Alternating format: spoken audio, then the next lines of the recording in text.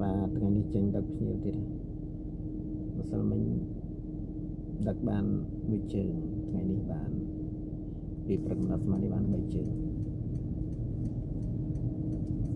ត្រឡប់មកពលានយន្តហោះ KTI នេះចូលទៅសន្តាគារនៅក្នុងទីក្រុងភ្នំពេញពីក្នុងទីក្រុងភ្នំពេញមកពលាននេះចូលឥឡូវនេះកំពុងតែចាំភ្ញៀវទៀតណាឥឡូវនេះម៉ោង 3:00 ល្ងាចនៅរងចាំភ្ញៀវនៅចិត្តពលានយន្តហោះ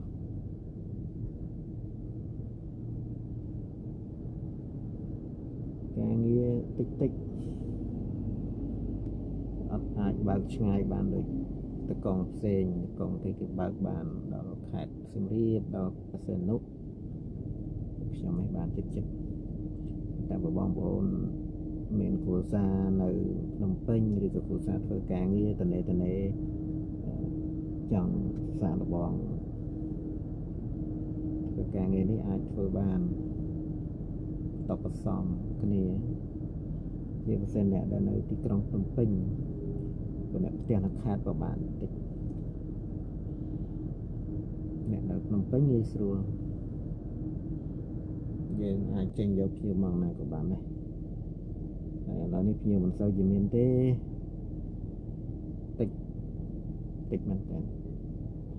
ភាសាការងារខ្ញុំមិនមែនជាលក្ខណៈ booking app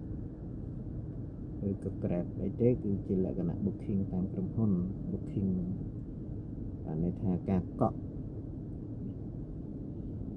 ភ្ញៀវកក់កន្លះខែមួយខែមកហើយទៅមកចុះថ្ងៃនេះអញ្ចឹងមិនមែនភ្លាមដោយសេវាកម្ម Grab ឬក៏ app ទេ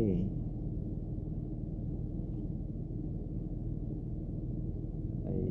បើបងប្អូនដែលចង់ធ្វើការងារហ្នឹងអាចទំនាក់ទំនងមកខ្ញុំបានមកខ្ញុំ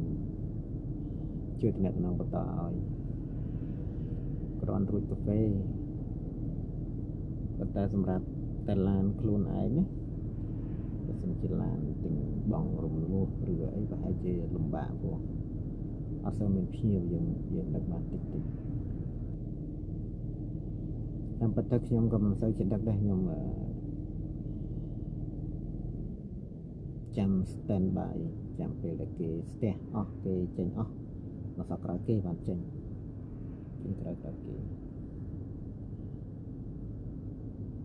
ឡូវនេះដល់ម៉ោងចូលពលាន